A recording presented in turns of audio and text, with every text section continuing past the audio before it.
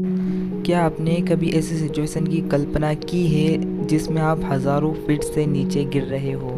अगर हम ड्रीम्स की बात करें तो वहाँ नीचे गिरते ही हमारी आंखें खुल जाती है। लेकिन यही घटना हमारे साथ रियल लाइफ में हो तो आज हम ऐसी ही घटना के बारे में बात करने वाले हैं, जहाँ एक 17 साल की लड़की 10,000 फीट से नीचे गिर गई थी। ये घटना दिसंबर 1971 की है। जूलियन केप्की ने 20 दिसंबर 1971 को अपनी हाई स्कूल कंप्लीट की।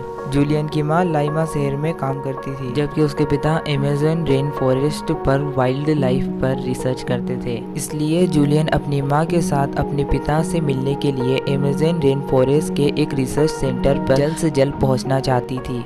लेकिन 23 दिसंबर को जूलियन के स्कूल में ग्रेजुएशन सेरेमनी थी और जूलियन भी अपनी स्कूल लाइफ के इन अंतिम फंक्शन को अटेंड करना चाहती थी। इसलिए उन्होंने फैसला किया कि वो 24 दिसंबर को अपनी यात्रा शुरू करेंगे। लेकिन 25 दिसंबर को क्रिसमस होने के कारण सारी फ्लाइटें पहले से ही बुक थी। ऐसे में उनके पास एकमात्र ऑप्शन था लेंसा एयरलाइंस। लेकिन लेंसा एयरलाइंस अपने पास्ट में 2 प्लेन क्रैश होने के कारण अपनी प्रतिष्ठा और अपनी विश्वसनीयता खो चुकी है। इसलिए जूलियन के पिता ने इस एयरलाइन में बैठने से मना कर दिया। लेकिन इस सलाह को जूलियन और जूलियन की मां ने नेगलेक्ट कर लेंसा 508 में अपनी टिकट बुक करा ली। फ्लाइट 508 को सुबह जल्दी ही उड़ान भरनी थी, लेकिन खराब मौसम के चलते फ्लाइट को 7 घंटे डिले कर दिया गया। फाइनली फ्लाइट ने लाइमा से लकीटोस के लिए उड़ान भरी। शुरुआत में सब ठीक लग रहा था, लेकिन थोड़ी देर बाद ही मौसम अचानक बदलने लगा। प्लेन के आसपास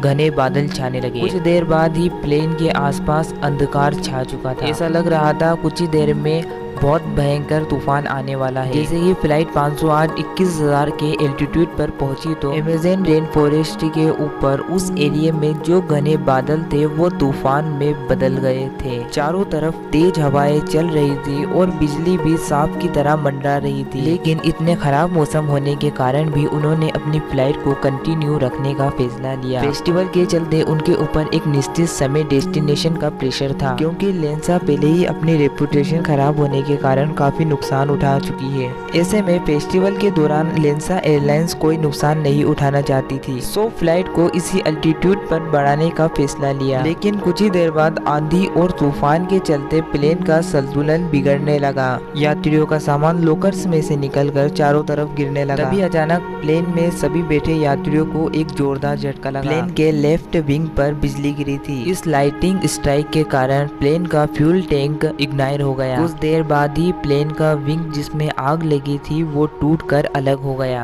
कोई कुछ समझ पाता उससे पहले ही प्लेन अनकंट्रोल होकर नोच के बल नीचे गिरने लगा। जैसे ही प्लेन 10,000 के एल्टीट्यूड पर पहुंचा तो वो टुकड़ों में अलग हो गई। लेकिन तभी एक चमत्कार हुआ। जूलियन अपनी सीट के साथ प्लेन के टूटे हुए टुकड़े से नीचे गिरने लगी। इस टाइम जूलियन ने सीट बेल्ट लगा रखी, इसलिए वो सीट के साथ चिपकी रही। उस टाइम केवल तेज हवा की आवाज और केवल चारों तरफ जंगल ही दिखाई दे रहा था। हालांकि कुछ ही देर बाद जूलियन इतनी ऊंचाई से गिरने के कारण अपनी चेतना खो चुकी थी, जिसके कारण वो हवा में ही बेहोश हो चुकी थी। लेकिन सुबह के एवज केवल जंगल में जूलियन की सीट पत्तों पर पड़ी हुई थी, जिसके कारण जूलियन 10,000 फीट से नीचे गिरने में भी सरवाइव कर पाई। प्लेन में केवल 92 लोगों में से वो एक लौती थी जो सरवाइव कर पाई। जंगल में नीचे गिरने के बाद लगभग 24 घंटे तक जूलियन उस भयानक जंगल में बेहोश पड़ी रही। 24 घंटे बाद जब जूलियन को होश आया तो उसने अपनी मां को पुकारना शुरू किया, लेकिन जल्द ही उसे समझ में आ गया था कि वो इस जंगल में अकेली है। संभव है कि वो अपनी मां को इस दर्दनाक हादसे में खो चुकी है। अब जूलियन के सामने सबसे बड़ी चुनौती थी इस भयानक जंगल से बाहर निकलने की, क्योंकि अमेज़न के जंगल बहुत ज्यादा डेंस है। ऐसे में उसे किसी भी रेस्क्यू मिशन से ढूंढना लगभग नामुमकिन था, क्योंकि बाहर कोई सोच भी नहीं सकता था कि इस दर्दनाक हादसे में कोई जिंदा बचा होगा। अधिक ऊंचाई से गिरने के कारण जूलियन की कॉलर बोन भी टूट चुकी थी। वहीं जूलियन के हाथ और पांव पर भी गहरे घाव के निशान हो चुके थे। सुबह के वक्त जूलियन को कैरेट साइट के पास पैकेट फूड के कुछ पैकेट मिल गए, जिसने अगले कुछ दिनों के लिए अपनी भूख को शांत किया।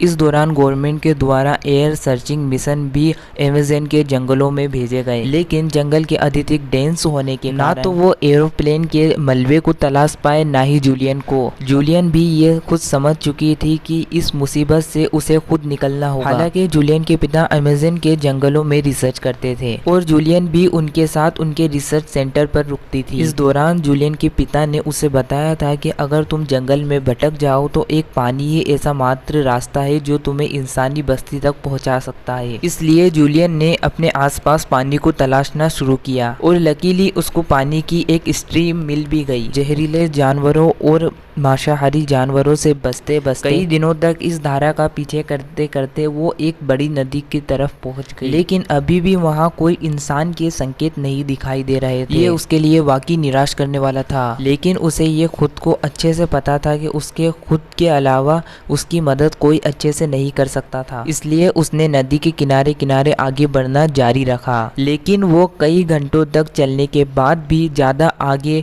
नहीं बढ़ पाई तो उसने नदी के बीच में तैरने का फैसला लिया। हालांकि अमेज़न के जंगलों में स्थित नदियों में शिकारी मछलियों और मगरमच्छों का पाया जाना आम बात है, लेकिन जूलियन उस नदी में तैरकर आगे नहीं बढ़ती तो भी उसका मरना तय था। सो उसने पहले वाला ही ऑप्शन चुना। वो दिन के टाइम किसी इंसानी बस्ती तक पहुंचने की कोशिश करती और रात की टाइम नदी से बाहर निकलकर जंगलों में आराम कर। लेकिन ये इतना भी आसान नहीं था, क्योंकि जंगलों में शिकारी जानवरों का डर हमेशा बना रहता था। हालांकि कीड़ों के काटने और उसके पूरा दिन पानी में रहने की वजह से उसके घाव में भी कीड़े पड़ने लगे थे, जो उसे असहनीय दर्द का एहसास करवा रहे थे।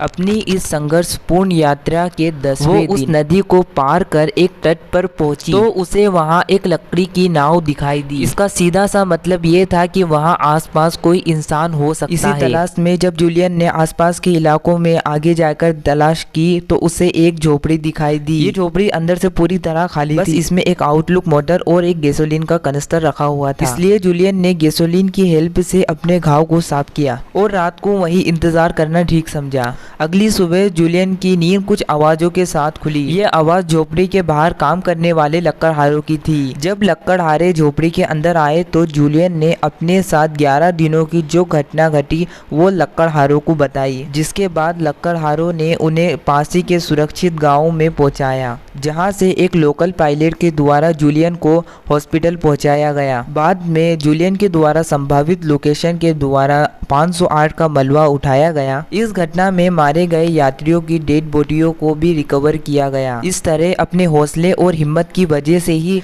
10,000 फीट से नीचे गिरने के बाद अमेज़न के जंगलों में 11 दिन तक रहने के बाद भी जूलियन जिंदा रह पाई। तो गाइस, क्या आपके साथ कोई जिंदगी में ऐसी सिचुएशन हो तो उसका सामना करने के लिए आप इतनी हिम्मत तैयार कर सकते हैं? कमेंट करके ज़रूर बताइएगा। मिलते हैं एक और नई वीडियो और एक और नई स्टोरी के साथ।